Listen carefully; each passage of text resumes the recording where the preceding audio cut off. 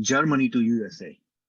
So he's going to tell us, and he's going to also explain some opportunities, how many opportunities are out there, how to find them, and then how did he find the opportunity where he wants to go. So all this, his experiences, I think, certainly going to help us, our students, to take them as an example, and then move forward in your careers. Thank you so much for your time, Shyam. Please, all the floor is yours now. Uh, Thank you, Mahendra Garu and Ravi Garu, for giving me this opportunity to share my experience. So my today's talk is mainly focused on PhD opportunities in Europe, and also a little bit about like postdoctoral opportunities in Europe. So the main goal of my presentation is to, I mean, at the end of my presentation, you should have at least an idea about like why you have to do PhD in Europe, and then what are the advantages of doing PhD in Europe, and then how to approach the PhD positions or postdoc positions in Europe. So these are the three main key things you should have a clear picture by the end of my talk, and I'm sure that I'll be able to convince you guys within these three topics. So, and at the end of my presentation, I would like to share my journey, how I started from a place like called Nizamabad and how I ended up in Europe. And then at the end, I also would like to discuss about the what kind of mindset you should have in order to kind of do a PhD, or in order to find a position, or in order to make a career in research. What kind of mindset you should have. So these are the things that I would like to discuss today. So to begin with, let's see. Yeah. So to begin with, I'll like to start start with the R&D spending by country. So if you look at this picture, you get a clear idea. So what are the countries which are like spending a lot, like more money on research and developmental activities? As you can see here, US has the highest spending of money for the research and R&D. And then followed by China, Japan, and then Germany. So if you look at the European countries which are in this picture, are Germany, France, then Italy, Spain. So these are the countries. These are all the European countries. Belgium, so Austria.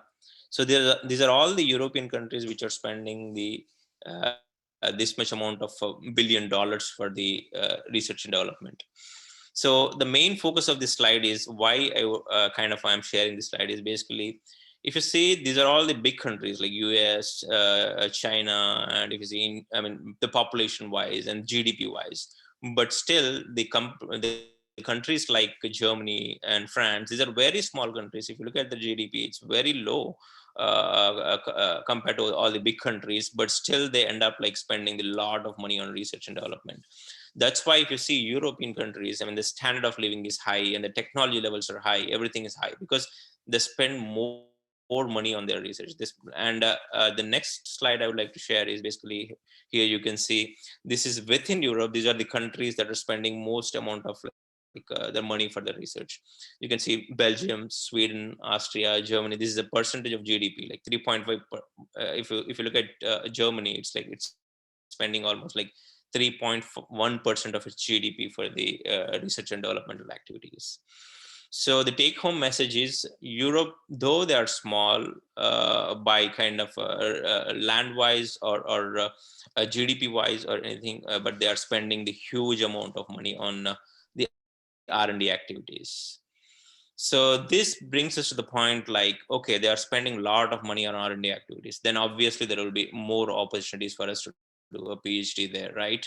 So if you can see here, so in Europe, there are almost like, I'm not exactly sure, but there are almost like 28 countries. And if you look at the geography wise, these countries are all close to each other. Like if you want to travel from Germany to Italy, you can travel in like half an hour probably by flight. And then same with the Spain, or within like one and a half hour times, you can travel anywhere, like main countries in Europe. but that's not true in US actually. In US, if you want to travel from one place to other place, I mean, the flight itself might take you kind of, especially from California to elsewhere in the country. I mean, it will take at least 4 to 5 hours or more than that, depending on the place where you live. So geography wise, I mean, Europe is very well connected. I mean, why that is more important? Because there are many big research institutes within the US, like in France, Germany, Austria, and other countries. If you want to do research, then you can easily collaborate with the people from other country as well. If, let's say, if there is a synchrotron, I mean, synchrotron in France. So if you want to use that advanced facility or something, or so then you can easily travel, like within half an hour distance. I mean, you can travel and go do research and come back. So that's one of the advantage. So what are the countries that are mainly focused on chemistry or life sciences research in Europe? So these are the best countries for doing a PhD in life sciences and chemistry. So nothing in like particular order, but you can see like Germany. Germany is one of the leading countries where you can do your PhD or a postdoc. Why Germany? Because if you see, one thing I'm 100% sure is when you do your PhD in Germany, so you mainly not only the research part, but also you learn the German discipline, actually, how Germans are. When I first entered into the country, then I felt like these people are like robots, actually. So they have a particular timing. I mean, they start at a particular time, they end at a particular time, then nothing nonsense in between. So when they are at work, so they are at work. I mean, so they don't think about anything, or they don't do other activities. But once they are home, so then they don't think about work. So that's what their like German discipline is. I mean, if you look at the if you go elsewhere in the world, they always talk about the German efficiency and German discipline. Why? Because they are most I mean, that's what, when I went to that country, then I have realized these people are definitely, they're more dedicated, and their efficiency wise are at highest standards, actually. And the same with the France. The France also has a very good infrastructure for R&D, especially for life sciences, and Italy as well, and Austria. So the one of the advantages of doing PhD in Austria is basically the fellowship wise, they pay you good. That's one of the advantages. And there are biggest and when it comes to the fellowship, they'll pay you like 14-month fellowship instead of like 12-month fellowship. Actually, they'll give you like 2-month additional bonus or something like that. And then Sweden is also a good country for doing PhD, and then same with the Denmark, Belgium, and Spain. So the overall, if you look at the research infrastructure in Europe, it's at the highest standards. And if you look at the history as well, the most of the Nobel laureates are from the US, obviously. But if you look at the country-wise, Germany has almost like one till now probably 105 to 120 Nobel laureates. I mean, that being a very small country, it still was able to produce like almost 120 Nobel laureates. Same with the France. France also has the highest number of Nobel laureates. And then Sweden, though it is small, it has almost like 65 Nobel laureates, actually. So this brings us to the point that the standard of research in Europe is at highest standard. And with my experience of doing research in India, Germany, that's like in Europe, and in US, what the thing that I have particularly noticed is in Europe, still the science is kind of, they're mostly focused on basic research. So when it comes to the US, they are doing more of an advanced or kind of a translational research. But in Europe, most of the research is focused on kind of basic science, actually. So like kind of, for example, like let's say when it comes to the embryo development, they are trying to understand how does this embryo develop, or when it comes to the cancer, how exactly the cancer is kind of stemming out, or how exactly the cancer relapse is occurring. So they are mostly focused on basic research compared to the translational research. So that's one of the advantages as well when it comes to the PhD. So these are some of the interesting facts about the Europe. So then I would like to go into the why PhD in Europe. So why you have to do a PhD in Europe? Then I would say, like, why not in Europe?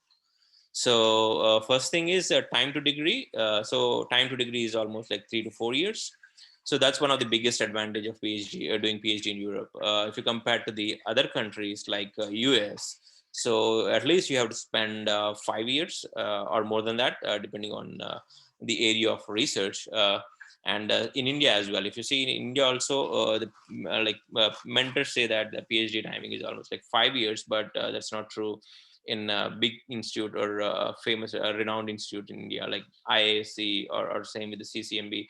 I have seen people doing their PhD for 7 years, 8 years, 9 years. Some did their PhD for 10 years as well.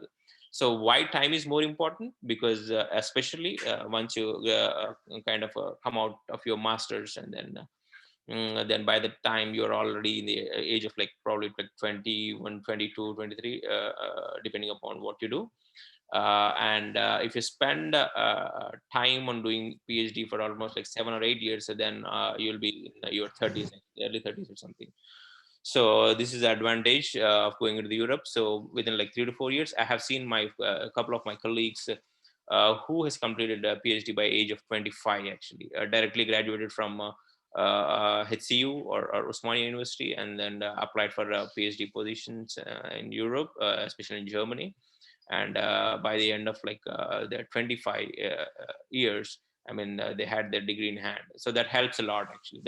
That's the biggest advantage. So that's when you can design your research career, what exactly you want to do. If you want to go into the academia, still you have time, so you can do an extended postdoc in Europe or in US, elsewhere, actually. So that's how you can plan your career, actually. So that's one of the biggest advantages for doing PhD in Europe. So mostly it's like 3 to 4 years. So the next thing is no coursework. So this is kind of what I have realized was it's my personal understanding, and then nothing to take away with somebody else's understanding. But just I would like to put forward my point that so I feel like there's no need of coursework because that's kind of a waste of time. Why? Because if you see, everyone has done their like everyone will do their like a BSc and then MSc. They read all the basic things and everything. So there's no point of like doing the coursework again and again, like reading the kind of reinventing yourself, or kind of going through the path of like again reading the same basic things which is not needed at that point of time. So the main focus during your PhD should be your point of research, like what exactly you are doing. So you have to kind of dive deep into it, and then kind of do extended research in that particular part, not in anything else. And that's what the main focus in Europe. So they don't go into the other things, actually. They are mainly focused on your area of research. So that's one of the advantages, actually. In US, if you see, or in India as well, like particularly like you spend almost like 2 years doing your coursework. So where you kind of keep on learning the same thing what you have learned in your MSc or BSc. So that's not the focus in Europe, actually. So they straight away go into the research area of your interest, and then their main focus is they'll try to equip you with the skills that are needed to kind of to make a successful career. So that's what their main focus is. And, they are not trying to kind of teach you something or kind of teach you something that you have already learned during your MSc or in your BSc. So that's one of the biggest difference that I have found in PhD in Europe, by doing PhD in Europe. And I have mentioned this thing also. Their core focus will be on quality of science. So the science that you do, I mean, their ethics are also of highest standard. And if you pick a paper from anywhere in the Europe, I mean, their standards are very high, and the reproducible reproducibility is also very high from the papers coming from Europe, especially for your chemistry purpose. I mean, the yields are main important, right? Whenever you kind of synthesize something, when you pick up a paper from Germany or anywhere in Europe and compare with the papers from elsewhere in the world, I mean, you see like their research is of highest standard. The reproducibility wise, you can reproduce their data very easily, actually. So, and the next thing is collaborative research, as I have mentioned. So the Europe is well connected. You can easily travel from one country to other country. So that's why when you have this kind of advantage, so you can travel from Germany to France, Italy. I mean, wherever there is a kind of collaborators, or wherever there is a advantage of getting something new into your research. So then you can easily make a connection, and you can email them, and they are easy to connect. And there are some kind of agreements between different countries, which kind of facilitates the research very easily. So that's one of the biggest advantage. So I mean, if you ask the mentors, then they'll explain you clearly like what's the advantage of doing collaborative research. I mean, if you do collaborative research, it's easy to kind of achieve success in a short amount of time, because you are bringing in the expertise from different fields. So that adds a value to your research projects. So when doing your PhD, that's also one of the advantages, because you travel a lot actually within the Europe. I mean, you can travel for the conferences within the Europe. So that will kind of give you kind of idea about like the research quality in the other countries as well. You can meet the mentors from other countries, and if you want to go for a postdoc, then by the end of your PhD, you already have connections with the people from other countries as well. Like research, you also know how exactly the quality of life in the other countries as well. So that's one of the advantages. And then the next thing is no English proficiency tests are required. I mean, if you apply for a PhD in US, I mean, you need to do like IELTS, and you need to give IELTS or TOEFL, this English proficiency examinations. I mean, especially this is important because if you look at people look at the majority of the students coming from our part of the country, like in Andhra or Telangana, I mean, we are not, our standards are not high in English. I mean, that's true, because we are coming from a very rural areas, and we are, and I mean, majority of us, they don't even start our education in English. We start with like, people start with Telugu medium, and then slowly they kind of tunnel into the English medium, and they try to learn the English at the later stages of the life when it is required actually. So that's why we won't be able to get the good scores actually, right? I mean, when we give like English proficiency tests, TOEFL or IELTS, or some people are lucky. I mean, they start their education in convent schools, and schools of who like where the curriculum is mostly in English, and who kind of encourage students to speak in English. I mean, that's a different story. But majority of us, our standards are very low initially in English. So that helps actually. So if you don't get the good scores, it's tough to get the admission for PhD in US actually, or Canada, or in other countries. But that's not true in Europe actually. So they don't focus on English. So their main focus will be on the research actually, not on your language skills or linguistic skills. So that's one of the biggest advantages. And I have seen actually some of my friends actually who spent almost like 2 to 3 years just cracking the IELTS or TOEFL or any other English proficiency test, which is not needed according to me.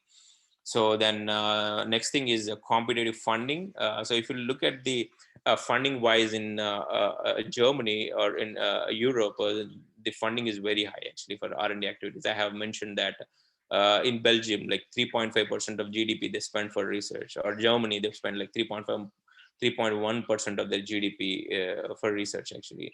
So that's why there's a very good support from the government. So the funding wise, they're very good. And there are a lot of private companies. Like if you see Merck, actually, Merck started from Germany actually. So there's a very kind of a funny story. It's not funny, but the thing is a story about Merck. So Merck basically started in Darmstadt. It's a place in Germany. And during the World War II time, so they have the main Merck founder actually. So he wanted to come to the US. That's when US kind of tricked him that you have to have your major kind of branches in US as well. I mean, you should kind of develop your activities in US. That's when we'll give you kind of US citizenship, or will allow you to come to the US actually. That's how kind of Merck came to the US, and then they expanded in US as well. So there are many companies in US as well, in Germany as well, or in Europe, like Boehringer Ingelheim, and then BASF. So these are the big countries which started their roots in Europe actually. So then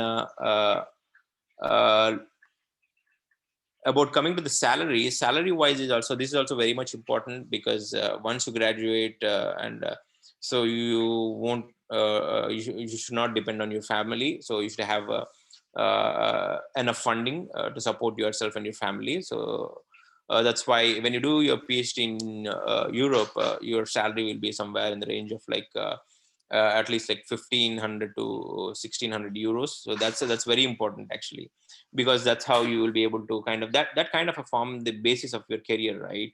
So you'll not only like you'll be starting your career in research, you're also kind of trying to build your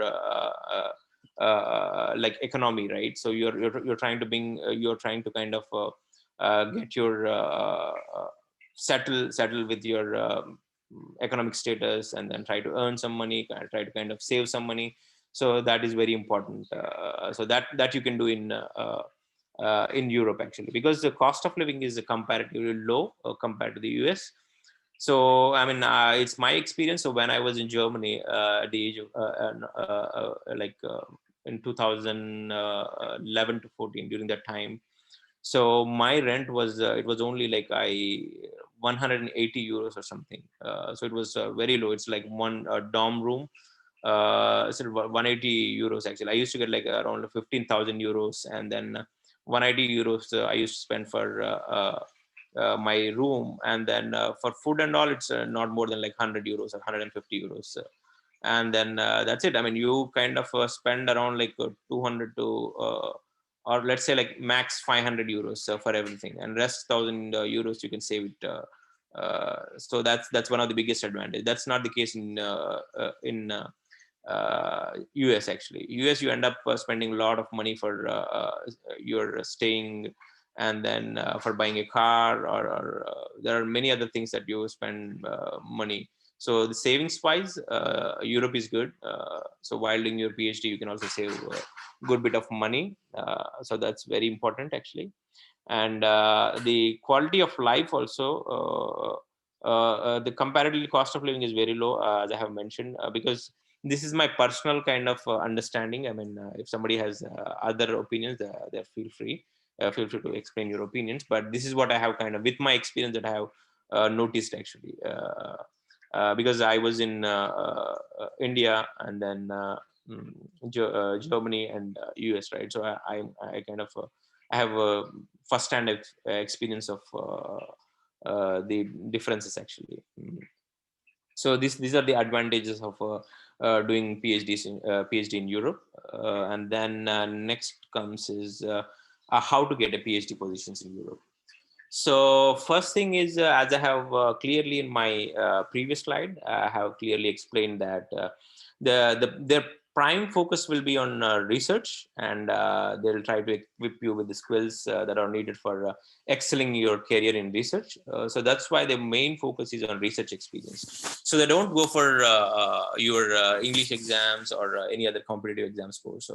So they don't gauge you based on your proficiency text in English, proficiency scores in English, or anything else. Their main focus is the research. So that's why the research experience is the key. I mean, if you like, once you finish your masters, if you get a research experience, that's more valid than having a 7-band score in IELTS, or 120 or 130 score in TOEFL. So that's not their prime focus. So their main core focus is on research. So that's why getting the research experience after getting your master's degree is most important. So how you can get that research experience? So there are positions called as a project assistant positions and a project junior research fellow positions.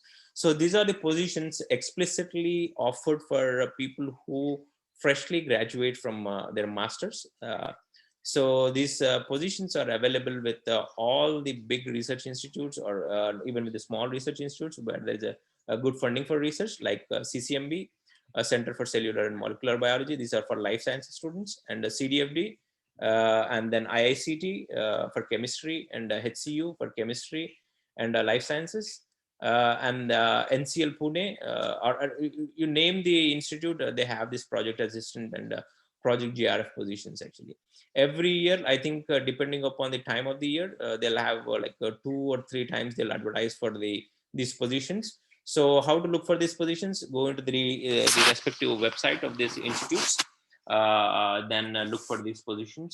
So they clearly kind of advertise for these positions, so if you apply for those positions, and they'll have different criteria, like some institutes will have a written test. First, you have to clear the written test, and then they'll call you for the interview, and then after the interview, then they'll offer you a position actually.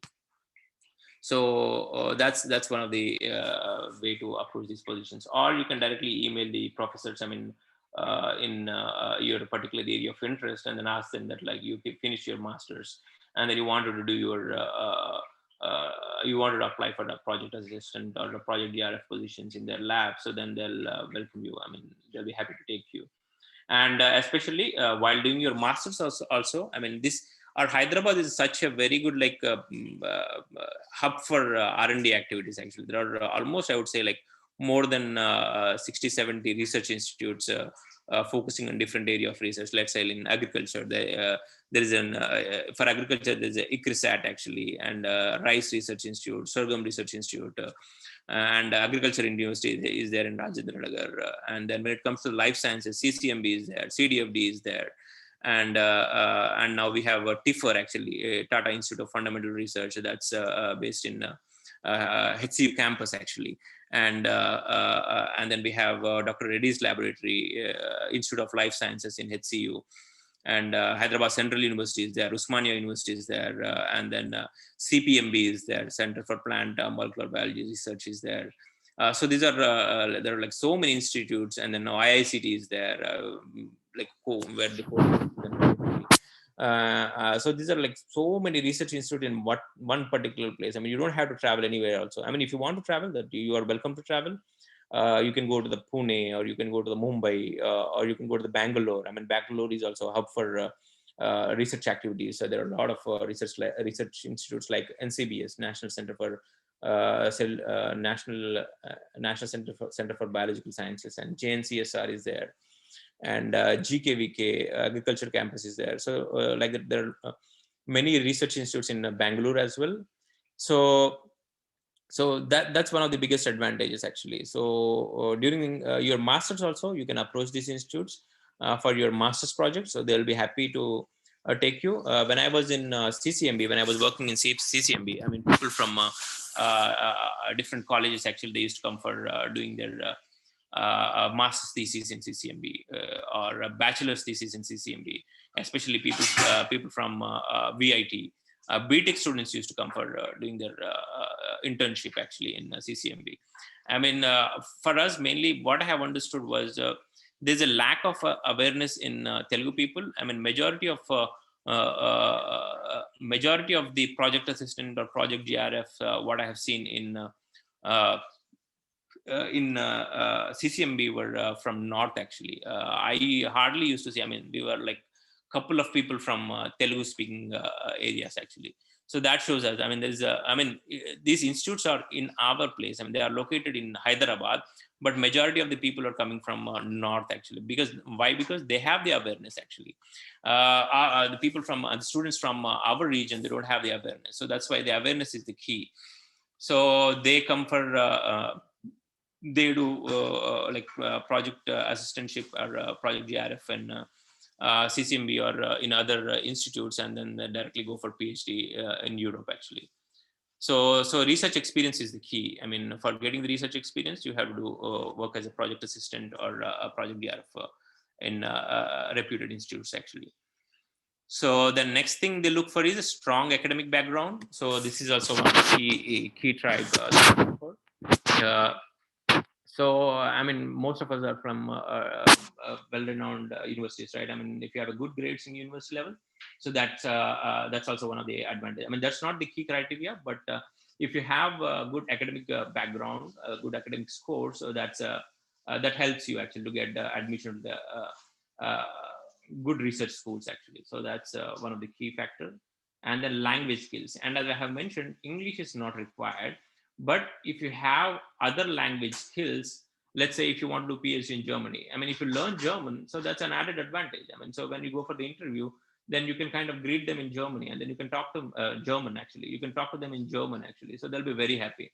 I mean, if you agree or not, I mean, most of us, I mean, if somebody speaks to us in Telugu, and so then we'll be happy to connect, right? I mean, so that's kind of we are emotionally connected towards the languages. That's the same thing with the Europeans as well. So whenever you talk to them in their own language, so they'll feel very happy. Actually, that's kind of that's how you can sell yourself actually.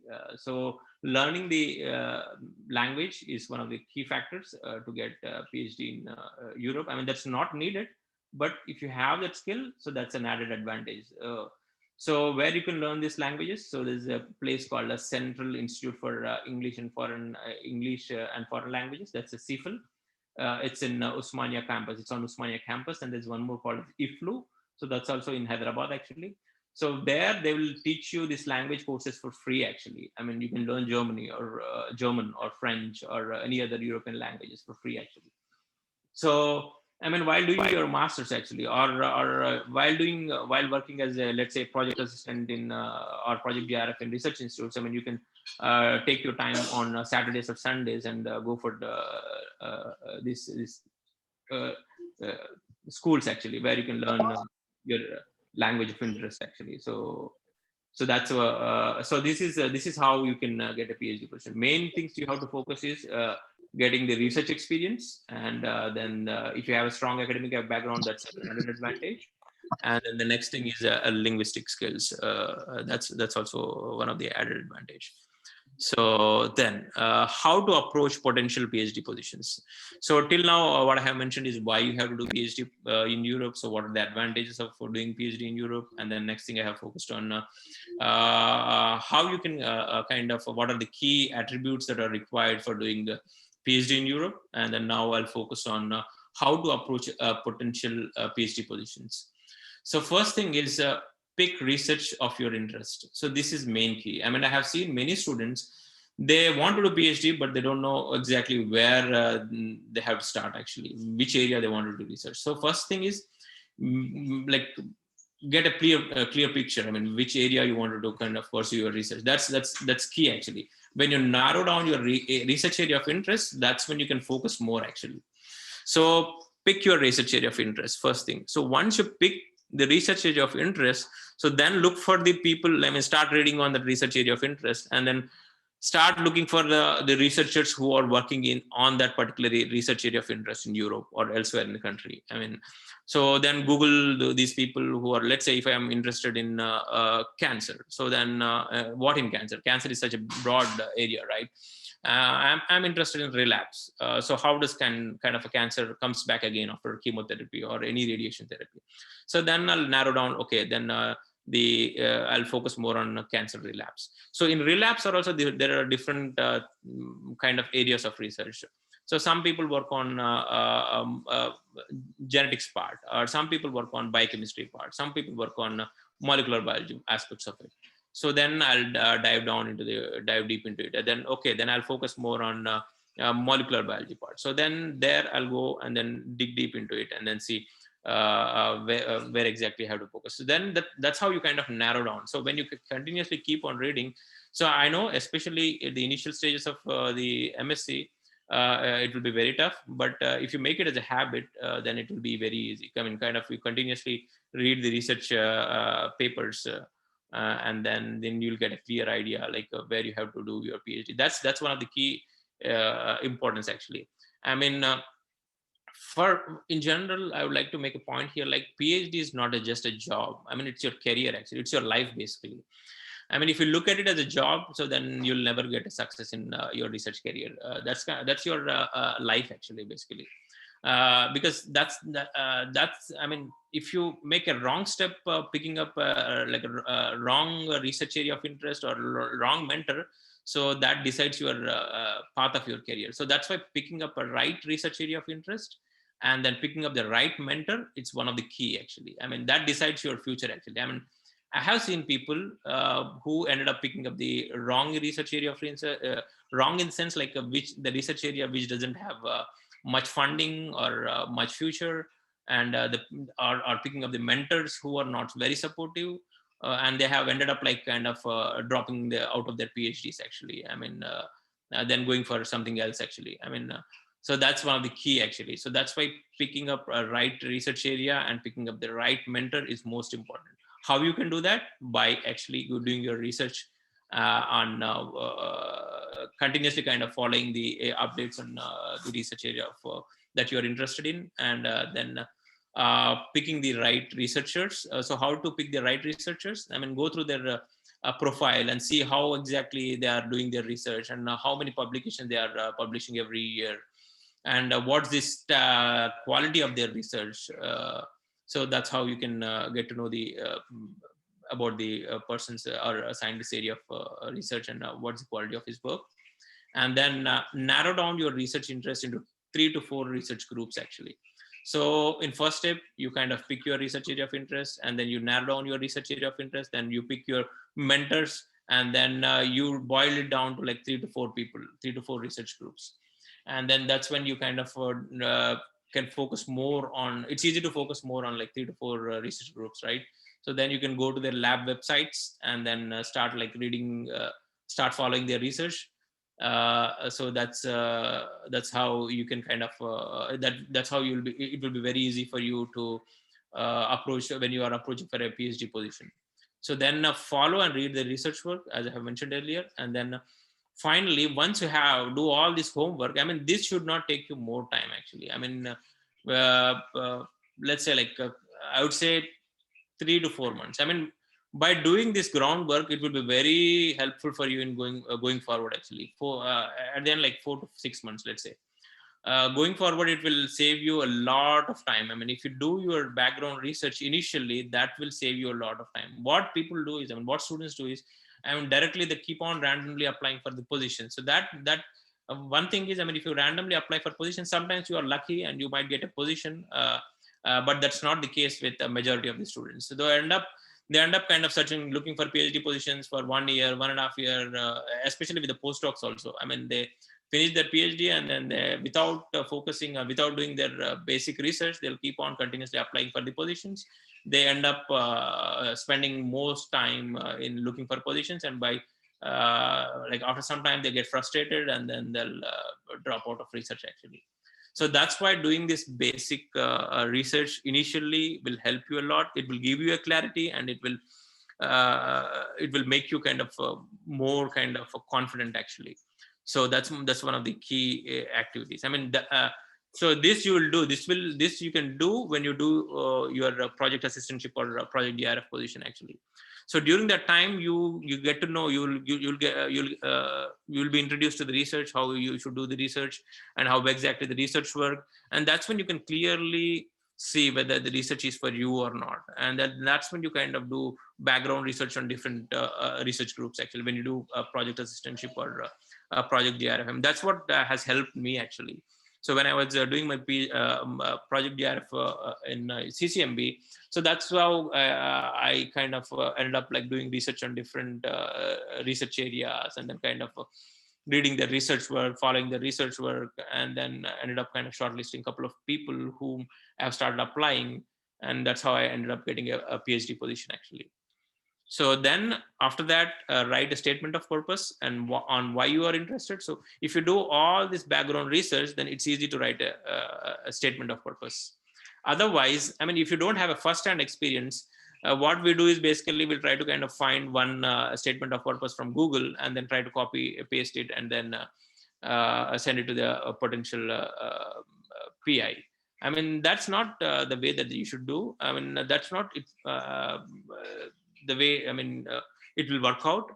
Why? Because unless and until if you have a personal or first-hand experience, you will not be able to portray your emotions clearly actually. So that's what I have learned over the years actually. When I go for the interviews also, that's what I make sure actually. Don't try to copy others. I mean, what we do is when we go for research interviews, we'll try to kind of take the opinions of others, or try to kind of Google like how to do interviews, or I mean, it won't help you actually, because in interview, what they are trying to see is basically what you are basically, what you are actually. I mean, they want to know your thoughts, actually, your opinions, not like you are learning from others, or kind of looking at the different research interviews, and you're trying to kind of mimic the others or trying to portray the others. That's not they're looking for. Actually, you have to be yourself, actually. So that's when the other person who is interviewing you will get more confidence in you. And that's when, like, when you kind of explain your things clearly, I mean, that's your, like, you are that's coming from the first hand. Actually, it's not like you are trying to portray others' emotions, actually. So that's one of the key factors that I have noticed, actually. So once you do all this research, it's easy to write the statement of purpose, actually. And then next thing is, whenever you write the statement of purpose, so you have to focus on what skills you have, and what ideas that you can bring into the lab. So this is very important. So if you kind of bring these 2 points in your statement of research, so that will impress the PI, potential PI, because first thing is, he will come to the conclusion that, okay, this guy is not kind of randomly, guy or girl is not randomly applying for a PhD position. He did his basic research, and then he knows what he want to do in my lab. So that will give you an edge over the others. Because, I mean, try to think in this way. I mean, each PI in Europe or in elsewhere, I mean, they get, I'm sure, like hundreds of PhD applications every day, actually. So if you want your application to stand out, so you have to do your research, actually. So that's how you can bring your CV to the notice of the potential PIs, actually. So this is also one of the key factors. And then second thing is, tailor your CV according to the position. So one of the things, I mean, you have to, what I have seen with the people is, I mean, they use one particular CV and then keep on applying for PhD positions. I mean, with the same CV, I apply for PhD in pharmaceutical chemistry. With the same CV, I apply for PhD in organic synthesis. Or if the same CV, I apply for the positions in something else. So when you apply for that, I mean, then you don't have the skill sets for that particular positions, right? So then your CV won't be picked. So that's why when you look for a PhD positions, then you have to tailor your CV according to the position, actually. So what kind of skills are required for that position? So first thing, you have to do research. Okay, these are the skills required for this position. Try to see whether you have that skills or not, and then incorporate that skills in your CV, actually. So that's how your CV will get noticed. And once all the above things are done, and then you have to approach the potential PIs or potential graduate schools, actually. So these are the key attributes that are required. So this, if you have these attributes, I mean, it will be very helpful for you. It will kind of speed up your PhD position search, actually. So, and then next thing is where you can find these PhD positions. So first thing is, I mean, the best platform to get the authentic source of this information is LinkedIn. So if you don't have LinkedIn, I mean, try to kind of make your LinkedIn profile. So that's one of the professional way of interacting with your potential PI. I mean, you can follow their research area of interest. Now every lab, like almost a majority of the labs in Europe, has their LinkedIn page as well. So where you can follow their research area of interest. And then this Biotechnica. So the Biotechnica is also a website where you can search for PhD positions in Europe and other countries as well. And then next thing is Google. You can Google. And there are a couple of fellowships that are, these are the main fellowships that are available in Europe and in Germany. So first thing is International Max Planck Research Schools. So IMPR, so the Max Planck Society is one of the biggest society in the Europe. So they have different schools, like they have a school of chemistry. I mean, so they have research institutes spanning in different countries in Europe, like in France, Germany, Spain. There are many Max Planck institutes, actually, in Europe, actually. So each Max Planck Institute will be focused on, they have their core discipline. Some Max Planck institutes are focused on chemistry. Some are focused on developmental biology. Some are focused on pharmaceutical chemistry. Some are focused on structural biology. Like that, there are different Max Planck research schools are there. So every year they will advertise for PhD positions. There will be like thousands of PhD positions advertised every year from this Max Planck research schools. That's called as IMPRS graduate school positions. You can Google it, actually. So, and then next is the DAD fellowship. This DAD fellowship is focused in Germany. So basically, this is a government fellowship given by German government. So what they do is basically they offer like they have almost like probably close to 200 to 50 DAD fellowships every year, and most of the research institute, like big research institutes or universities in India, they have a tie-up with these fellowships. Like HCU has a tie-up with this fellowship. I mean, so what they do is, I mean, they'll send students from MSc after finishing their masters, so they can apply for this DAD fellowship. So that's how they get entered into this DAD fellowship for doing PhD. I mean, it's also open for other universities as well. So it's a very competitive fellowship. Every year, I don't know exactly at what particular time point, but they'll advertise for these positions. You can Google it actually, and then you can apply for these positions actually. So some of these fellowships, this DAD fellowship might ask you for a TOEFL score, but I'm not sure. It's not required. But if you have a research experience, I mean, that's not a big deal actually. So then next thing is you can look for the university websites. So you can Google like whatever universities you want actually. Like let's say in Germany, University of Münster is there, University of Munich is there, University of Hamburg is there. So you can Google it actually. You can just Google like what are the famous research institutes in Europe or in Germany. So you'll get a list of the research institutes, and then you can go into that particular research institute and then choose the discipline what you want, and then you can look for the positions what you are interested actually. So then for postdocs also, there are different fellowships called as a Humboldt Fellowship, Marie Curie Fellowship, IMPR Fellowship. So these are the fellowships available for postdocs. So these are very competitive fellowship. Once you have these fellowships, getting the faculty positions in India will be very easy actually. It will be very helpful. So these are renowned fellowship. And the fellowship amount is also very good, and then you have they'll also have money for traveling within the Europe to do collaborative research. So that's one of the advantages actually.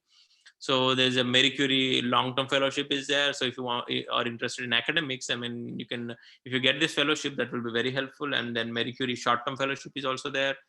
So that's also helpful and to do kind of collaborative research. So these are the fellowships that are available for the postdocs. I mean, the best place to find all this, the information is LinkedIn. Actually, LinkedIn is the best place where you can find the information about these positions actually. So then, so these are the things I have discussed till now. So basically, I mean, I hope you have understood. So why you have to do PhD in Europe, and then where you can do PhD in Europe, and how to approach these positions. What are the key skill sets that are required? So the main focus is your research experience. That's the key actually. So if you have good research experience, it's easy to get the PhD positions in Europe. So now I would like to focus more on my journey actually. So how I ended up doing PhD in Europe, and then how I ended up in US actually. So I did my BSc in biotechnology from Nizamabad, OU affiliated college, government college, and then MSc from Bangalore University. And then after finishing my, so you see, I mean, when I was doing my BSc in biotechnology, I don't even know what biotechnology is. I mean, there's nobody to kind of was there to teach me like what's the like career path look like for biotechnology. So that's the case for majority of us actually. I mean, we don't know what we are doing, where we are going actually. So that was the case with me. I mean, my family, I mean, like every other person in our Telugu speaking places actually, everyone come from the like very moderate background. Same with me as well. So my father was a farmer, and mother was a housewife, and then there was nobody there to guide me actually. So it was funny thing actually how I ended up choosing biotechnology. So that around like 2006 to 8 time. So the Kiran Majumdar Shah was like her biocon company was a prime focus actually. So if you look at the newspapers at that particular period of time, like 2006 to 8, so many newspapers, they used to kind of advertise like in Telugu, like saying that Bhavishyat to Biotech Day, or biotechnology is the future actually. So I used to read those kind of columns, and that's how I got interested. And there was a column about Kiran Majumdar Shah, Biocon actually. One of the motivation for me is Kiran Majumdar Shah. So she being she's the one. She started the first company, biotechnology company in India. Actually, she's one of the pioneers of starting the biotechnology research in India. So she, because of her, I would say, like I started. I picked my kind of BSc in biotechnology actually. So by reading that column, and then after doing biotechnology, so then funny thing was, I ended up doing my master's in Bangalore. That's where the Kiran Majumdar Shah company Biocon is located. And the place where I did my master's was also very close to the this company Biocon. It was hardly like probably 4 or 5 kilometers from my place actually. So it was all destiny, I guess. Sometimes you don't know. Destiny will drive you to the particular location actually.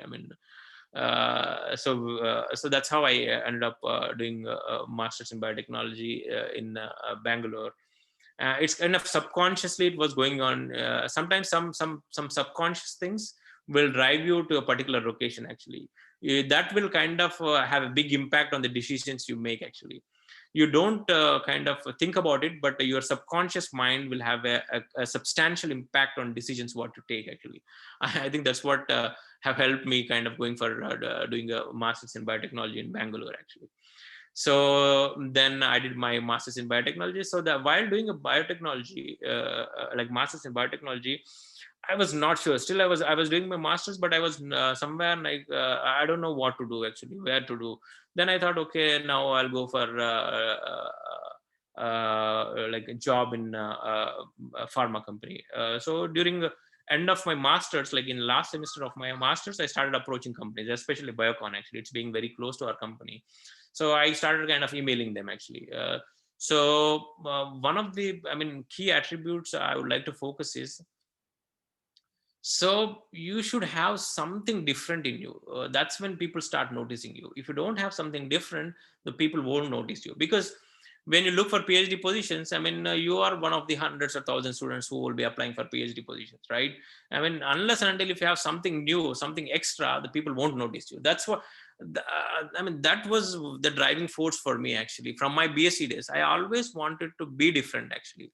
So I want to kind of add something extra to my skills actually compared to other students. That was my driving force since from BSc as well. So I used to do, during my BSc days also, I used to do research, but my core focus was on improving my kind of language skills, or improving the from beginning days, I want to like remove my stage fear. So stage fear is one of the key thing actually which will decide your future actually. If you are not confident and if you are not used to kind of speaking in crowd, so you will face real problems actually.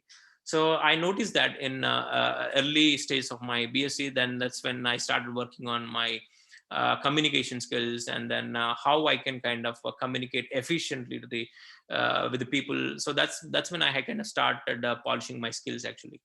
So then I used to go for elocution competitions, and then I even got the gold medal for life sciences in biotechnology from Osmania University. And then I used to participate in different life science quiz competitions. So these are all, I was doing that just for kind of to be something different. I got to kind of to get kind of add some kind of skill sets. I was not noticing that. At later stages of my career, I realized that how important that was, how important that achievements were actually, how important that gold medal was for me going further actually. So then while doing my master's also, that was my key force actually. I want to do something different. Then I started approaching different companies actually. So I want to do a master's, and then I used to meet people from working for different companies. Actually, I used to go meet them in during Saturdays and Sundays. I was very thankful to my friends. I mean, they were very. I don't had any bike or anything during the time. They were very happy to kind of drive me around and take me to the different research places actually. And then at the end of my masters, I have realized that okay, this is not the way you can approach the. I mean, if you want to make a big in life, I mean, you have to. You should not end your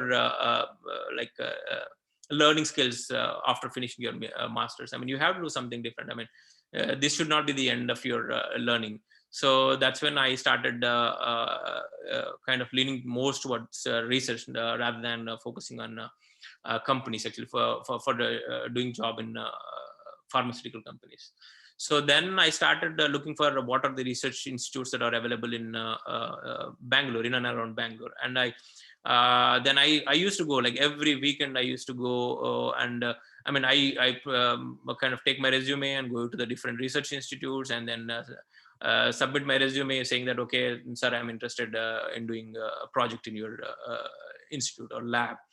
So I gave my resume in NCBS. I don't know. I mean, at that time, I was very naive. I mean, I don't even know what exactly the research is, how to do the research, but just my passion. I just want to do research. So I was very much dedicated, actually. Every day I used to go and then approach them. And then finally, I ended up kind of getting a response from one of the research institutes, like Indian Institute of Horticulture Research. It's based in Bangalore. So that's where I got my response, and they were looking for some kind of a project assistant positions, and then they were like for 5 or 6 months positions actually. So then I went there actually. I went there and I started working in Akelavani, and the thing was like she was from Vizag actually. So she gave me the opportunity to work in her lab. And then that's where the starting point for my career actually. That's what that turned my career actually. So there within that 6 months of time after doing my masters, I kind of got all the research experience, what the research is and how they do research is. There my key focus was getting my skill sets right actually, kind of getting my kind of learning the molecular biology skill, like how to kind of isolate a protein, how to express a protein, how to purify a protein, how to run Western blot, how to kind of run DNA gels. So these are the skill sets that I have learned there actually. And at the same time, I was very fortunate to have seniors, very good seniors who were doing PhD during the time. They kind of they used to tell me like everyone will speak according to the experience, right? I mean, they used to kind of encourage me to do PhD somewhere in India in a like institutes like CCMB or CDFD, NCBS.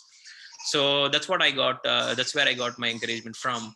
And then once I entered there, then I told my friends as well. After that, actually, slowly my friends also started coming there. And then after that, I kind of, it became a path actually. Whoever the people who do masters in our place, I mean, they used to kind of come for project in these institutes actually. That's what helped me. I mean, once you go there, I mean, you have to pave the way for others. I mean, if you perform well, so then these people will have a confidence, and then they're kind of give the opportunity to other students from the university or university as well.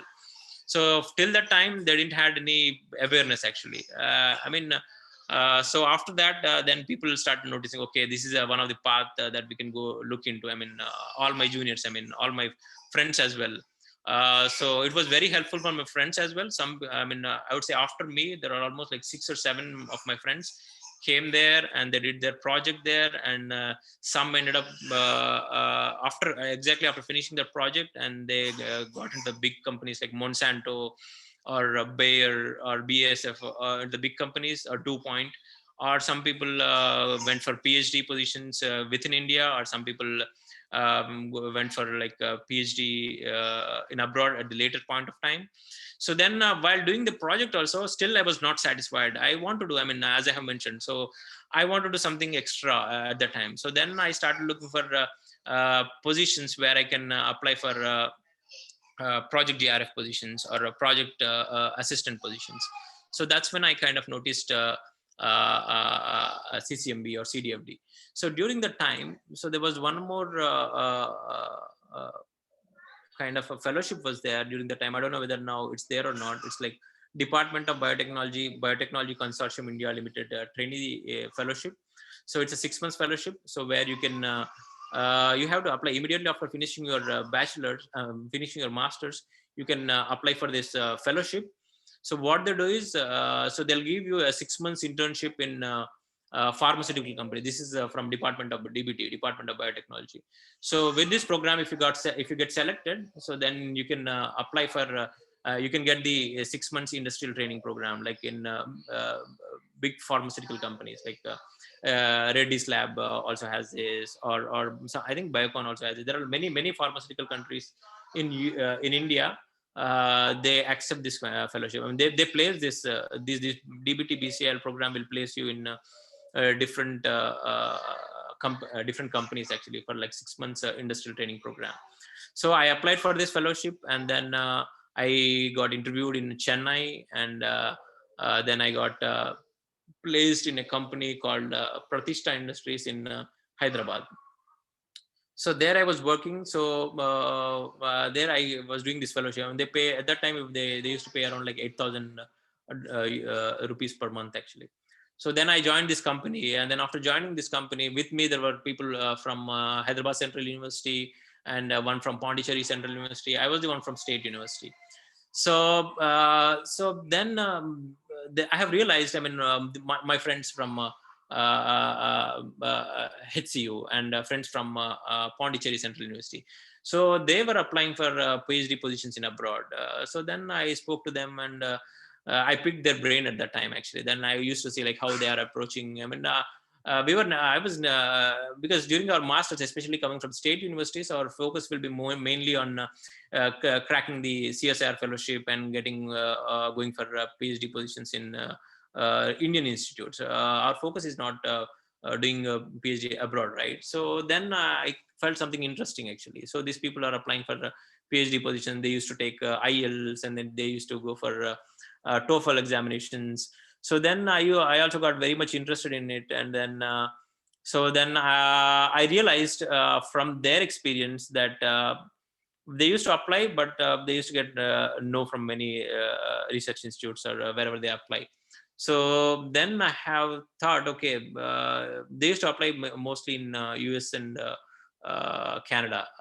Then I realized, then I started searching for European positions. Actually, that's when I have realized that, okay, for doing PhD in Europe, the language skill sets are not important. So the main focus is on research. Then that's when I have started applying for project assistant and project DRF positions actually. So there was an advertisement from Center for Cellular and Molecular Biology. So everyone from from our group who was working in Pratishta Industries, we have applied for those positions, and then two of us got interview opportunity, and then so I still remember the previous director from CCMB, Rakesh Mishra. He was the one who interviewed me during that time. There was interview panel. He was one of them, and Lalji Singh was also there in my interview panel. So these are all these people were there actually who interviewed me actually. So then after that, after finishing the interview, then I immediately got a kind of call from my mentor, Dr. Bhandari, saying that you are selected. And then I was the one who got selected for that fellowship actually. Two of my friends, I mean, they didn't get selected actually. So then I joined. Then after joining there, then I have realized that, okay, you can get the fellowship and you can get the entry into the these institutes this way. This is one of the way. The other way is, I mean, directly you can email the mentors. I mean, if they really like you, they can directly take you also. At that time, actually, now it's not the case. So then I told my friends, actually, you can just email our mentor and then see whether they'll reply you or not. So then two of my friends, I mean, they also kind of emailed these mentors, and then they also came to the same institute actually. So then after, like, I was in that research institute, and then that's one of the second turning point in my life. So there the research quality was of highest standard. So that's where I have learned to think like a scientist actually. So there I used to start my day very early, actually around like 7 in the morning, and then I used to meet my mentor during our breakfast, and that's where we used to discuss about the plan for the day. And then till like sometimes it's like 9:30, 10, I used to work in the lab. Sometimes it's like overnight also I used to work in the lab, because my mentor, he has this Max Planck fellowship. Actually, he used to kind of every year, 1 month, he used to go to the Germany. So that's one of the advantages of doing a PhD in Germany. He also did his PhD from Germany. So once you finish your PhD in Germany, if you become a faculty in India or elsewhere, so you can you are eligible to apply for some of the positions where you can do every year, 1 or 2 months, you can come to the Germany and access their facilities, and they'll give you a fellowship, and then you can do your research actually. So my mentor used to go to Germany once in a month, once in a year. And then during that time, he used to take all the, at that time, the NMR was not available in CCMB. It was available, but it was like a 600 megahertz NMR. So it was not very much ideal for solving the structure of proteins. So our lab was structural biology lab. So they used to elucidate the structure of the different proteins. So then he used to go to the Max Planck in Göttingen, Germany every year. So that's during that time, it was like he used to tell all of us, I mean, I need this much amount of protein and this many mutations. My main focus was like, I have to kind of clone the gene, and I have to express the protein. I have to purify the protein. And if I want to make the mutations in the protein, I have to mutations in the gene, I have to make the mutations, and then do the RNA binding studies and purify the proteins and Shyam, the protein and just a pack quick question. and make the box. Shyam, Yeah. how many more slides do you have? Just I last. just want to make sure we have enough time to Yeah. QA. So Sorry, yeah, this is the last slide. So okay, so next 5 minutes or so. yeah, yeah. All right, cool. Thanks. Yeah, so that's when I kind of so I used to purify the proteins, and then I used to give him the box. So that gave him a kind of good impression on me. I mean, this guy was he's very hardworking, and then he gave me what I needed. And he came back. After coming back from the Germany, he told me that, I mean, during the time I was looking for these positions actually. So I was mid to end of my second year actually.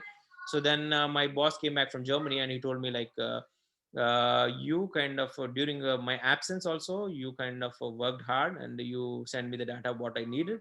So I want to reward you actually. So I know that you are trying for PhD positions in Europe. So I would like to introduce to a guy, a researcher from Germany. So he's visiting CCMB. So you can talk to him. I mean, I won't tell him that he is the best student. I just introduced him. I will introduce him saying that you are the one looking for PhD positions, and it's up to you. You impress him, and then you get the positions.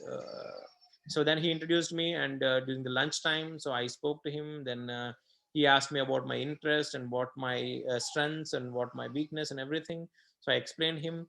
So then after that, after going back to Germany, he emailed me saying that I liked you, and I wanted you to apply for this fellowship. It's called International Fellowship for Molecular and Cellular Glycosciences.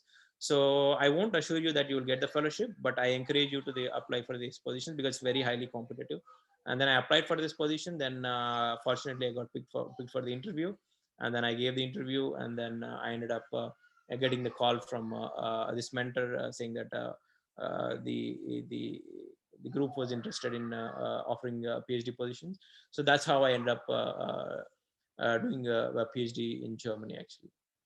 So the key point, what I would like to focus is my project assistantship in our project GRF position in experience in Germany helped me a lot. During that time, first thing is I learned how to do research, how to think like a scientist. I did my thorough background on the research area I would like to focus on, and I got all the skill sets that are needed for research. So that's how you will have an edge over the others actually. So then after that, I came for postdoc in US. So, and then I finished my postdoc and I got my green card. Then I applied for, I just don't want to go into the details of it, how I ended up choosing my career. Ended up in Exelixis. Now I'm a senior scientist at Exelixis. I work in cancer drug discovery. So with this, I would like to end my presentation. And if you Yeah, have, Sham, please, 3 minutes. Express. Say about your how do you get into your Excel access. That also helps. Like 2-3 minutes quickly, yeah. please. So how I ended up was basically after finishing my PhD. So my main prime focus is basically don't ever lose your skill set. Actually, I mean, you have to kind of pick that skill set and then kind of drive your way into the other area of research. Basically, during PhD, my focus was developmental biology. So during the end of my PhD, I have realized that how actually developmental defects can lead to the cancer. So that's the area, one of the area that I was interested.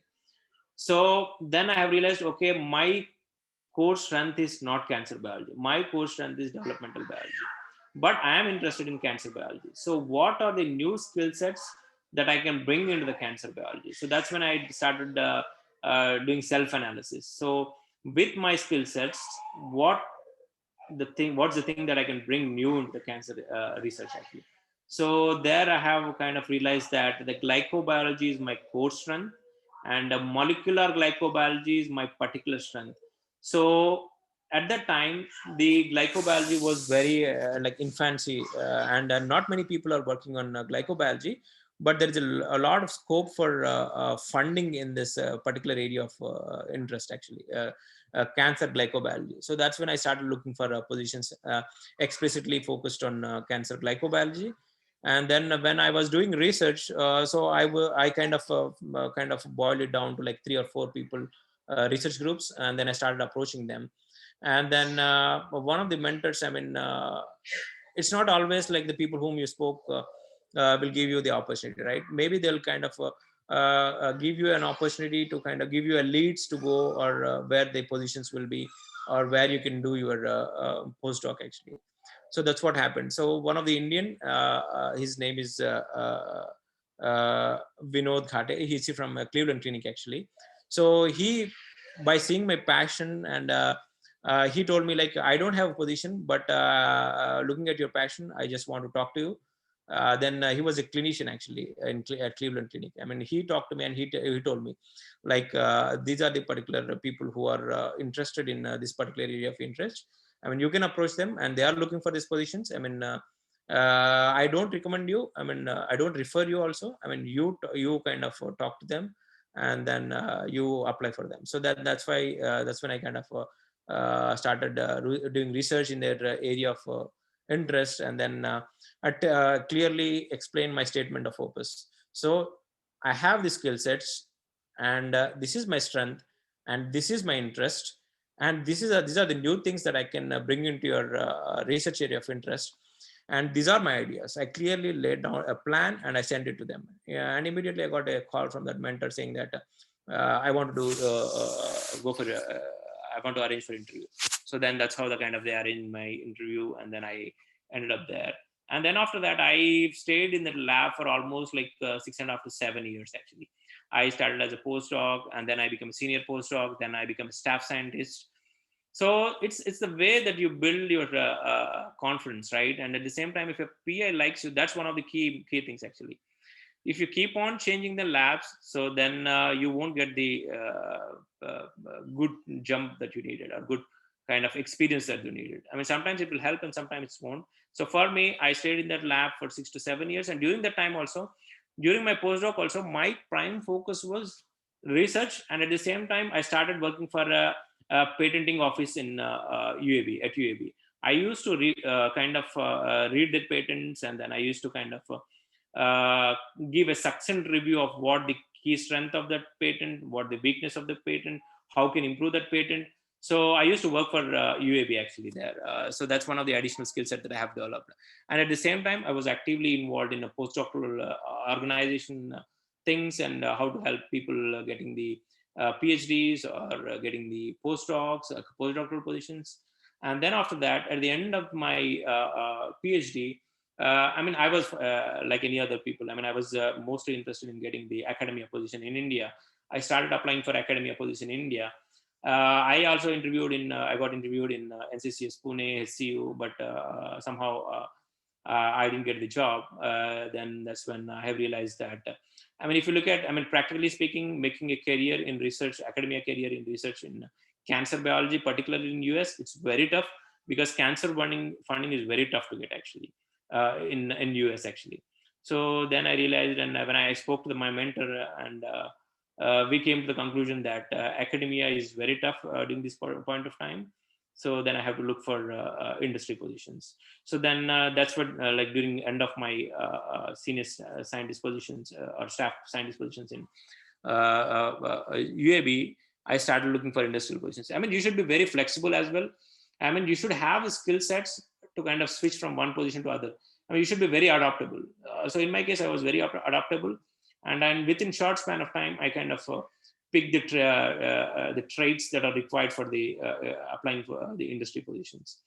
So then I started applying for industry positions. I was mostly interested in cancer drug discovery because I had an experience during my postdoc. So then I started applying for those positions, and then I got a call from Excelexis, and this is the way I ended up in Excelexis. Yeah. So yeah, thank you very much. And if you have any questions, and then I'll be awesome. Great, wonderful, Shyam. Thank you so much for your time today. So your journey, your experience provides a wealth of information.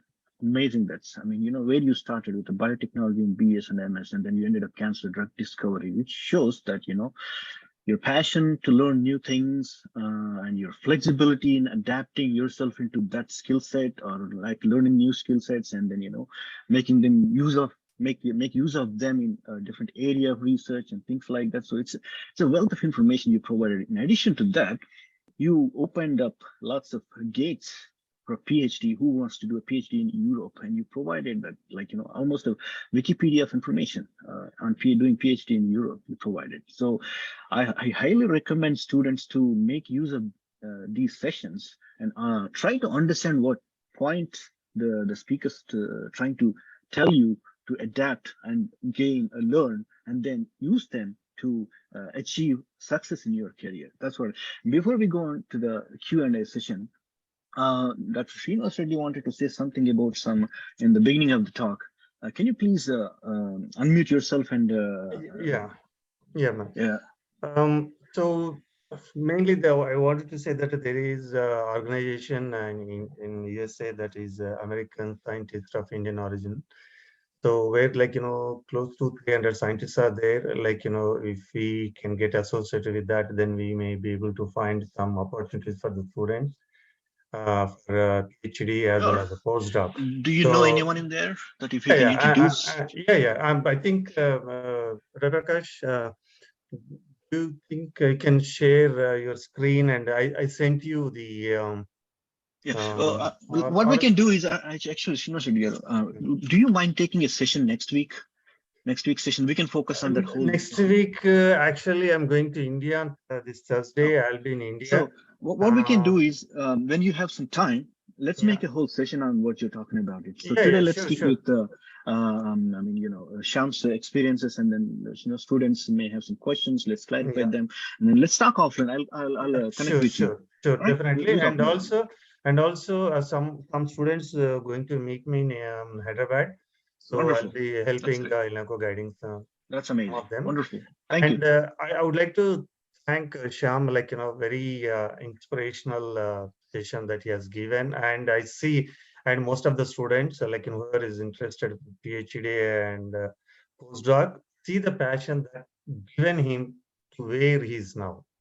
So have a great passion for the research to a higher level.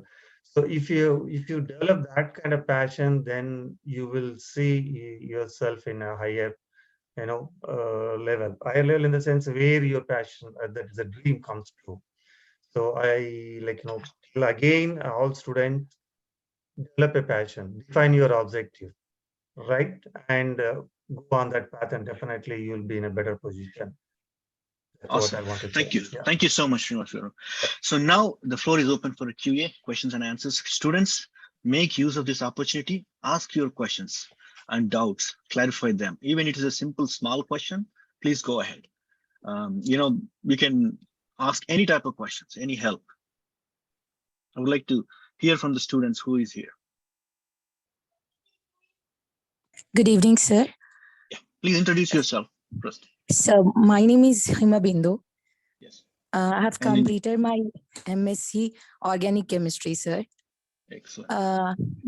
Thank you so much for guiding us towards this PhD program. Like my question is a small question. I'm a child to a government employee. My father works in state government office, like Panchayat Raj department. So I have heard that girls or boys who are children for employees will not get fellowships or scholarships. Is it true or false, sir? False. Yeah, it's for you, Shyam.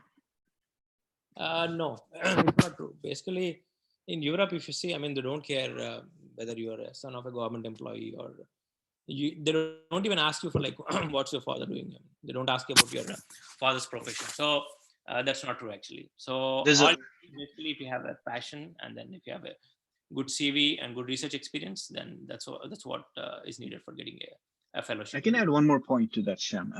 Himabindu, you asked a wonderful question. So in overseas and abroad, nobody cares about what your family or what your parents doing, what your brothers doing. So all they care about what you are doing, what you're up to, what is your experiences. They're looking to only yourself. Even I see CVs and resumes in India, they put a nice color photo on the CV. No, who cares? Nobody wants to see how you look at. And then they put their date of birth, their father name, their passport number, their personal details. No, nobody cares about all that stuff. They care about what kind of research you have done, what kind of coursework you have taken. This is what you need to highlight. So these are all myths. Don't be, your father government employee. And people talk about that, if my father is a government employee, my visa may get denied when I get an opportunity. These things are all false information. So we are here to help you out to clarify this information. You asked a very good question. Shyam, if you want to add any more points. Yeah, so I think it's not needed. So as Mahendra Garu has clearly explained it. So it's mostly your research experience, your academic skills. So that's the key for getting a PhD position. Yes, sir. But I'm a Mahatma Gandhi student, university student. So if I want to pursue some, as you said, like research in India, so I have to mention like to get some scholarship or anything, we have to mention my father's name or his designation. So I've like recently got rejected by one of the scholarship for the college. So I thought that to make this research also will get declined because of our father's designation, or for the research in India. You have said you have to do research in India, then you can easily go to abroad sections like that, right? Yes, Shyam, you want to take the question? No, you can go ahead. Yeah. Yes. Okay. Yeah, Himabindu, I can help you. I can answer your question. So one scholarship you got rejection, right? One position you applied, one scholarship you applied. That's it. Yes, sir. I would say ignore it and go for another one. Don't even think about it. So there are hundreds and hundreds of scholarships are available. Scholarships are like not necessarily a scholarship, an assistantship, like what Shyam did, right? He approached to the institutions, schools, colleges, companies, individual researchers, just prepare a very nice CV and then send out like tens and fifties and hundreds of them emails every day. You sit down. That's Shyam clearly mentioned that people see your passion. So he explained in his career one thing that he reached out to a clinician in Cleveland Clinic to applying for a position. Then when the person, I think he saw his passion, and then he, even though he doesn't have a position open, he said, I'm going to help you because I like your passion. So he introduced it to someone else, and then that's how he got another position. So you have to express yourself. That's what is most important. And then you have to try multiple opportunities, not one. And don't get discouraged with one rejection. Out of like most of the successful people, out of 100 applications, they get 90 rejections, the 10 success. That's where they reach their highest point. So don't be discouraged. Keep trying. That's what is most important thing. And one more important thing I can highlight from Shyam's journey is that he said he started BSc Biotechnology and then went to Bangalore to MSc Biotechnology. And after that, he came to CCMB. But look at this. He traveled like miles and miles. But OU campus, Osmania campus students, there are like, walking distance. Opportunities are in walking distance. There are 3 national institutes, central institutes: NIN, National Institute of Nutrition; IICT, Indian Institute of Chemical Technology; CCMB, Center for Cellular and Molecular Biology. They're all in walking distance. That means you have access to them. Sometimes go when they have like open days. Just go there, talk to the scientists, people, reach out to them. You have opportunities down there. So he clearly mentioned we don't have awareness. Improve your awareness, utilize your resources like he did, his friend circle, his knowledge on internet, Googling, LinkedIn, how many of them? So just you make use of your own resources to get to start it somewhere. That's what is important. Don't get discouraged. And also, Himabindu, if you need more additional help, we are here. Join the WhatsApp group, connect with one of the mentors, and then they will mentor you to find a position. They will give you a, like if any positions are open anywhere or any scholarships are open anywhere, like Shyam himself, he is volunteering to help introduce him to the people who he himself known. Yeah. So that, go ahead, Shyam. Yeah, a couple of my friends are faculties in HCU and other universities. I mean, if anyone is looking for a project assistant or project GRF positions, I'll be happy to help. I mean, I'll be happy to connect you. I mean, and one more thing I would like to add is basically why someone should, so when you are applying for a PhD position, so first question yourself, why someone should give you a PhD position. So basically when you apply for a PhD position, that's somebody else's research career actually, because the PIs, they strive hard to get funding. I mean, especially in US or elsewhere, I mean, the funding is very tough to get actually. So once they get this funding, I mean, they want to use that funding for driving their research. So that's why when they pick PhD student, it's just not the PhD student. It's their career actually. It's their passion actually. So if they end up choosing a wrong PhD student, their work will, I mean, their research work won't move forward. So that's what you have to think. I mean, why someone should give you a PhD position? It's there, like why someone should give you an opportunity to kind of work in their lab actually. So if you question that, I mean, then you can easily get a clear answer. So then I mean, it's somebody else's career, somebody else's life. So if they are giving you the opportunity, so then you should be very good actually. You should be you should have that skill set. You have to earn that PhD. So this is the key thing that you have to keep in mind actually. Absolutely. Very well said, Shyam. Somebody's giving you a job means they're expecting to work on that, right? And they're expecting to have that skill set. Even if you don't have the skill set, they're looking into you, how quickly you can learn the skill sets and then apply them and then provide some results for them. Otherwise, why would somebody pay you, right? Even though when Shyam said he can introduce a couple of his friends as a project assistantships, if we can introduce you and we can put you in the lab, but if you don't work hard and if you don't show the results and if you don't show the passion, and then you may not continue that opportunity. You may lose that opportunity too. So be careful. So one thing that I would like to say, serious-mindedness is very, very important. Stick with the position. Like, when Shyam said, Cleveland Clinic clinician, he introduced it to the other lab that he knows, and then Shyam added that position at UAB, University of Alabama. Am I right, Shyam? Yes, yes. And that's what is you need to have. So it's very important. Of course, not everybody has a skill set, but you need to show the interest to learn the skill set. Also important. All right, yes, Dr. Prashanti, please go ahead, unmute yourself and ask a question. Sir, myself, Dr. Prashanti from Mahatma Gandhi University, sir. Good morning to Ravi sir and Mahinder sir. Thank you so much, Shyam sir, for giving in-depth opportunities. And my question, I like to add one point to what my student has asked, Ms. Himabindu. Actually, sir, in India, some scholarships will be announced for like BC, SC, ST. Suppose that her application may be rejected, maybe something like creamy layer or below poverty, like that, sir. So otherwise, applications may not be rejected, sir. Yeah, that could be possibilities. Yeah. Yes. Only very few rare cases. Yes, sir. Category. If the creamy layer means they want to give an opportunity for the below poverty people. That's the reason. Maybe her application. Otherwise, all agencies will accept her applications, sir, based on her credits. And I like to ask one question to Shyam, sir. So is there any age limit to apply postdoc positions in Europe countries, sir?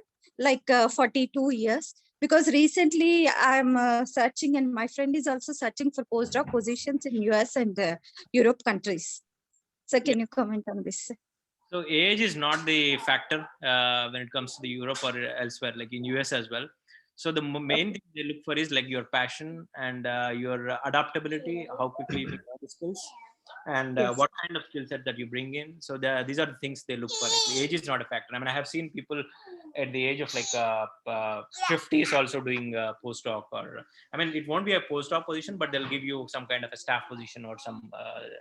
There will be particular positions for this. I mean, if you have a lot of experience, actually, depending upon the university, they have a different position name actually. So to answer your question, no, age is not a limit actually. I mean, if you can prove yourself, I mean, if you can kind of sell yourself, so age is not a factor. Yeah, I can add a couple of more points, Dr. Prashanti. Thank you so much for the information about the scholarships. But the thing is, yes, what Shyam said is totally right. Age is not a thing to considering the candidate, but they certainly look into the experience and energy. So, but sometimes people look into the fresh graduates. Sometimes people look into the highly experienced people. So let's say I've seen many of the staff scientists or professors who are already working in India. They come to US on a fellowship, government fellowship, or philanthropic friendships, like a Wellcome Trust Fund has some bunch of fellowships they will provide you. This means you're coming with your own money, so you can do whatever you like to do, and you can find your own research lab as well. And the positions are, I wouldn't say very difficult, but I wouldn't even say it's very simple and easy. There's a little bit of work. You have to write a 2-page proposal, something like the Wellcome Trust Fund is there. The like Humboldt Fellowship is there, or what is Human Frontier Science Fellow program is out there. Fulbright scholarship is out there. I've seen a few of them came on these fellowships, which is easier, and immediately you can get much better. All you have to do is write a 2-page proposal and send it to them. So always they have funding throughout the year to provide international students to international scientists and professors to do their research in various parts of the world. But sometimes, if you have a real good, rich experience on your area, and big labs may consider here in the US, I'm not sure about the Europe, to hire you as a postdoc or a staff scientist or a research associate. The names are different. You're doing the same thing. That's what I would like to add. Okay. Thank you. Cool. Sure. Anyone? Any others? I know, sir. I know one type of postdoc opportunity is if funding is available with the consent professor. That is one point, sir. And my question is, if the candidate is ready to write a project, is it acceptable, sir, to get the fund? From the professor? Yes, sir. Actually, no. If the candidate has a capability to write the relevant area of that professor. That's what I'm saying. If you write the project proposal, send it to these funding agencies straight. They will fund you. You don't really have to send it to the professor or the scientist. You can send it to them. Sometimes if they have the money, or they can propose you to write it together. They'll propose you to write it. Let's write it together and send it to some kind of agency. So they will also offer. All you need to do is convince them with how passionate you are, how serious you are. That's what is important. So for what you can do is write an abstract of what your idea and send it to the professors. Reach out to the professors that I would like to write a proposal together with this to get the funding, and then I would like to work with you, something like that. But if they like it and if they say, yeah, let's do it together, then you guys can start working on it and then get the funding, and then they will offer you immediately. Yes. And you will be like a PI as well on that funding. It's not just like you're a postdoc or a staff scientist or something. That will be your own project. That will be your own award. Like you can go. If you take that one, you can join any lab wherever you like. Yeah, you can pick your own lab. Yeah. Yes, sir. Thank you, sir. Sir, for the MSc students, is there any student exchange program, sir? Actually, our university is looking for the student exchange program, sir. But we felt that our university is a very budding university, and we have only few credentials to go for the MOU with the foreign universities. So is there any chance, sir? Can you, not only on this session, sir, further sessions, if anything is available, sir? That's please, a good point. That's a good point. MHC exchange. I think only for postdocs, J1 as a visitor exchange program is there, but MSc, as far as I know, there is no such program, right, Shyam? Dad, Yes, dad, sir. dad, Ravi, sir. yeah, dad and DFG. So they have these exchange programs. MSc students? Yeah, HCU, they have some kind of exchange program, I guess. Okay. For PhDs, there's definitely, yes. I mean, people who do PhD in HCU, there's a program called. That is only for HCU, right? Only HCU students can go on that. Yeah. I think they might have signed MOU. Yeah. And that facilitates only HCU students go on that particular exchange fellowship. Yes, that's true. Yeah, not the other. No, not other. Yes, yeah. Possibilities, sir, for the next sections, please explore on this also, sir, so that our budding universities will go for the MOU, sir. It's really a great thing for us, sir. We will get a very good rank for the NAC accreditation. Actually, if we have MOU. Yeah, one sir. basically you can reach out to the universities actually, and then explain yourself, like saying that, I mean, we are looking for this kind of opportunities. I mean, this is our university. So then definitely they'll, for them also, it's like win-win situation, right? I mean, so the German universities also need some kind of, they have to show some kind of proof that they're also kind of collaborating with the universities. International collaborations. So if you reach out to them, definitely, then they might respond to you in a positive way. So. Yes, sir. Recently we did MOU with the 2 IT companies, sir, and one of my cousins' company in US, and one more technically it's an international robotic company. So really a good strength for us, sir. And similarly, we are looking for these programs. I think in USA, recently I have done one MOU with the Tuskegee University of Alabama. Yes, I got one MOU with SES Dental College in Mahbub Nagar. So for exchange of project collaboration and all that programs that we can include. So if in case if anyone in USA is associated with any minority university, especially not the advanced, but the minority institutes or universities, they have an outreach program, community outreach program. Under that, they can collaborate. So you can reach out to Tuskegee University. I think Vijay is there. Dr. Vijay Rangari. He's working as a professor, material science, engineering department. But still, they can collaborate more with other universities also. I think he's coming in December. Maybe we can contact him, and then we can ask him to get in touch with you. Any of your interest, like exchange students, any collaborative work, all that. Yeah, we can do that. Yeah, sure.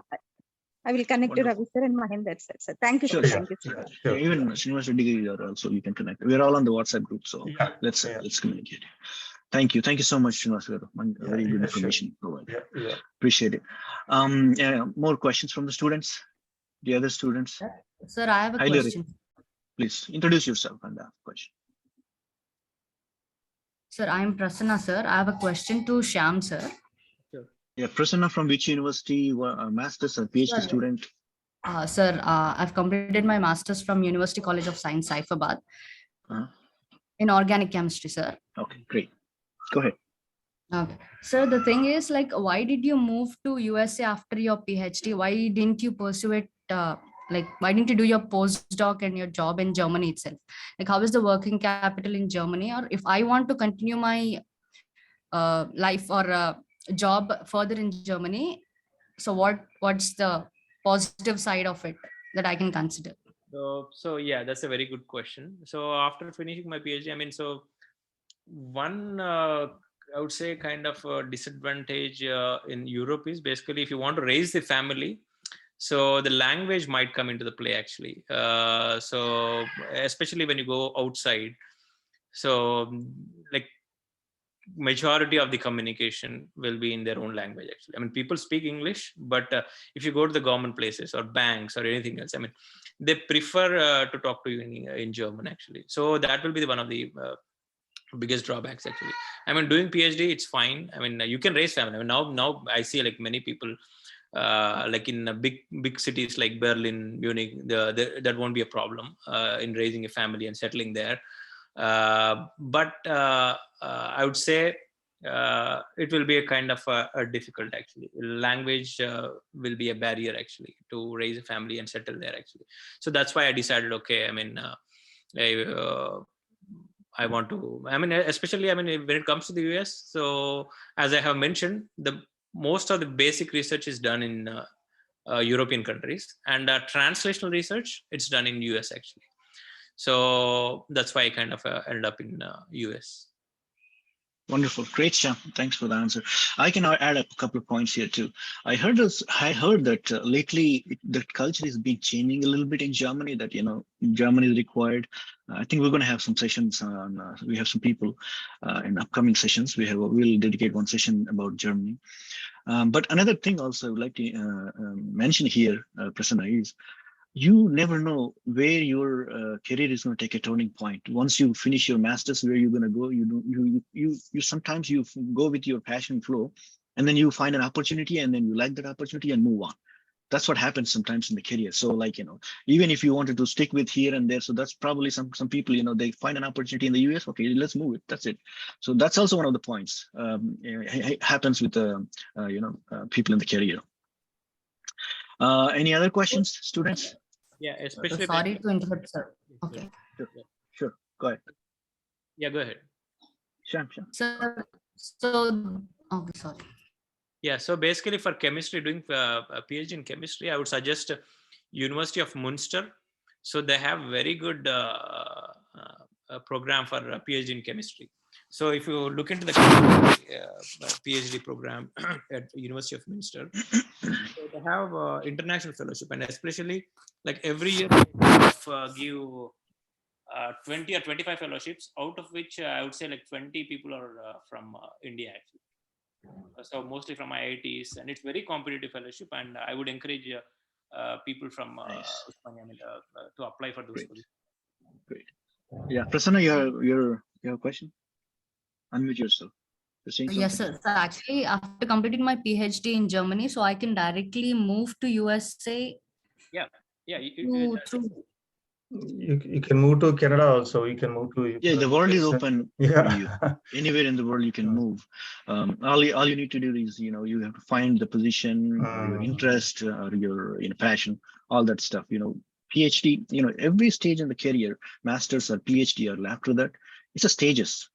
Next stage you have to pick, and then you have to find where to go. Sometimes people go back to India also, like Shyam tried to find a faculty position in India, and he couldn't find it, and then he changed his mindset, and then he found a position in the US, and then he came over here. So it all depends on at the stage. No, sir, thank you. Yeah, sure. More questions from the students? Any other questions?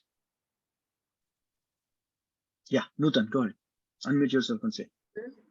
Sir, I've completed my master's in organic chemistry. I would like to ask, actually, we had a slide today, and also in the previous sessions, we had discussed, in that slide, 3 points were there regarding strong academic background, research experience, and language skills. From your story, what I could learn today was that you were a gold medalist. So, do mediocre students have a chance to get an opportunity to do PhD abroad? No, it's as I have mentioned. I mean, if you have a good credential that help you, but that's not the limiting factor. That should not be the limiting factor.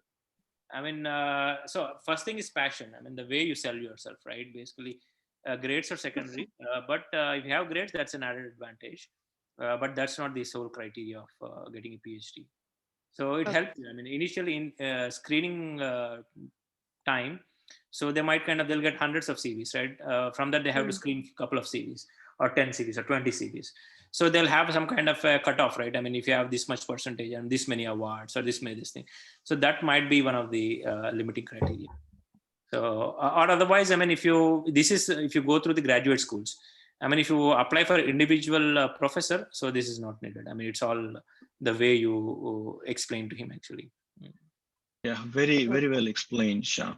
So Nutan, you know, the gold medals, or, you know, distinctions, these are all just, you know, just decorations on your passion, your science, your degree. For them. Your degree, okay? So Yes. your passion is most important. From today's session, Shyam's experiences taught me that you must be flexible and you should have to show your passion. That's what earned him the gold medal. He is not looking for the gold medal there. He was just giving his 100% there, and then he standed out of all of them, and then he earned it, and then that added to his CV as a additional strength. So that's what you look, but people don't look into it. Most importantly, like how passionate you are is very important. How flexible you are, how well adapted you will be to the environment, also very important. And most importantly, from our chemistry OU campus or affiliated colleges, the chemistry students, they think if they're doing organic chemistry, that's the only world. No, that's not. Look at Shyam. He did a biotechnology, then went to molecular biology, protein purification, protein crystal structure, and none of them are related to each other. There is a little bit of connection over there as a life sciences. And then he moved into cancer biology, now in cancer drug discovery. See, that's what is most important. You have to forget about that's MSc chemistry, whatever, organic, inorganic, physical, it gives you a degree. That's all. After that, you're not, if you're going to do the same thing, you're limiting yourself among, like, in a small pond among the ocean. There are ocean of opportunities in interdisciplinary, multidisciplinary research. One skill set is not sufficient nowadays. Science is evolving rapidly, revolutionarily, day by day, like a software. Every day you have to get an update. You have to update yourself. That is very important. But I always say that students from OU campus that they think that I'm organic chemist, that's it, I can do anything. No, it's not that. You have to learn much better than what you have learned in the masters. That gives just a qualification to go to the next stage or next step. That's what important. Any more questions? I would like, Srinivas. I would like Please, to add one point here based on a question from Nuthan. So we all studied when we were in the school, Srinivasa Ramanujan, mathematician, great mathematician. He was a failed student, but he was passionate in the math. So he wrote a letter to the England, right? So where they called him, invited him, and they let him do. So that kind of passion one should have. It's not the degree or it's not the gold medal, all that. But what is the point that you're telling from your your interest? That is more important than anything else. So have a great passion into one objective and drive on that. That is my last point. Okay. Yep. Thank you. So I think we are reaching to almost 2 hours point. Let's wrap up today's session, and we can continue this. More sessions will be coming, and we'll be getting more experienced speakers as well. So I would like to thank Shyam for his time and sharing his valuable experience, and then his interest, his helping nature to our students. We really appreciate your efforts, Shyam, your time and everything. Thank you so much for your day. There is a lot to learn today from your today's experience and session. Most importantly, passion. You have to have a passion, and you have to have a flexibility. You must be easily adaptable to any kind of working environment or any kind of research, and you must find your own credit. Everybody is around you can help you, make use of your friends for a particular reason, and make use of the resources you have, like Google or internet or journals. So basically you have to have a focus on your goal, what you want to be, where you want to be. So that's what I learned today from your session, Sam. Thank you so much. Ravi, I think you can end the session now. Yeah, okay. Yeah, everybody will meet you next week. Yeah, everyone. Yeah, thank you very much. Yeah, bye-bye. Bye, everyone. Thank you.